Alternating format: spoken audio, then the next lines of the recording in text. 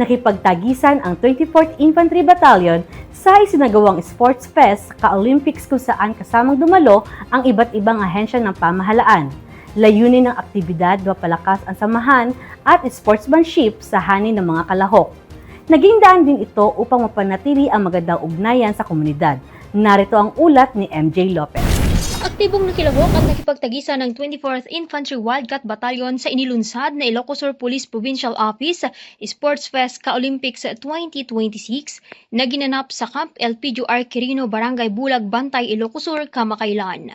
Ang nasabing aktibidad ay inisyatiba ng ISPPO kung saan dinaluhan ito ng iba't ibang kawani ng uniform personnel mula sa 24th IB ng Philippine Army, Philippine Coast Guard, Bureau of Jail Management and Penology, Bureau of Fire Protection, Philippine Drug Enforcement Agency, 102nd Community Defense Center, 1st Regional Community Defense Group at iba't ibang unit ng kapulisan.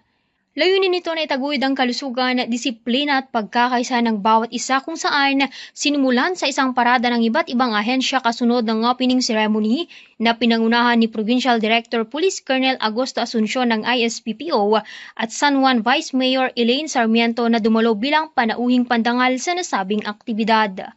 Iba't ibang palaro kategorya rin ang palakasan ng isinagawa katulad ng basketball, volleyball, tug of war, patintero, chess at iba pa, na kung saan ay sa bawat laban, ipinamalas nila hindi lamang ang kanilang galing at lakas, kundi pati na rin ang mataas na antas ng sportsmanship, respeto at profesionalismo, mga katangiang itinataguyod ng bawat unit. Kaugnay nito, pinuri naman ni Lieutenant Colonel Jesse Baroga, Commanding Officer ng 24th IB, ang mga ganitong inisyatiba. Ang pakikilahok sa ka-Olympics anya ay higit pa sa pagiging palaro.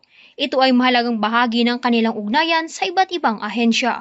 Dagdag pa ng nasabing opisyal, ang pagkakaisang nabubuo sa ganitong mga gawain ay malaking tulong upang higit pang mapanatili ang seguridad at kaayusan, lalo na sa nasasakupang lalawigan. Sa pamamagitan ng mga ganitong aktibidad, muli na namang pinatunayan ng 24th IB ang pagiging tapat na kaagapay ng kapulisan at iba pang ahensya ng pamahalaan, hindi lamang sa panahon ng serbisyo kundi pati na rin sa mga gawaing naglalayong pagbuklurin ang lahat para sa kapakanan at pag-unlad ng sambayanan. Mula dito sa lalawigan ng Ilocos Sur, ako, si MJ Lopez, ang inyong pamilyang kaugnay para sa matatag na hukbong katihan ng Pilipinas.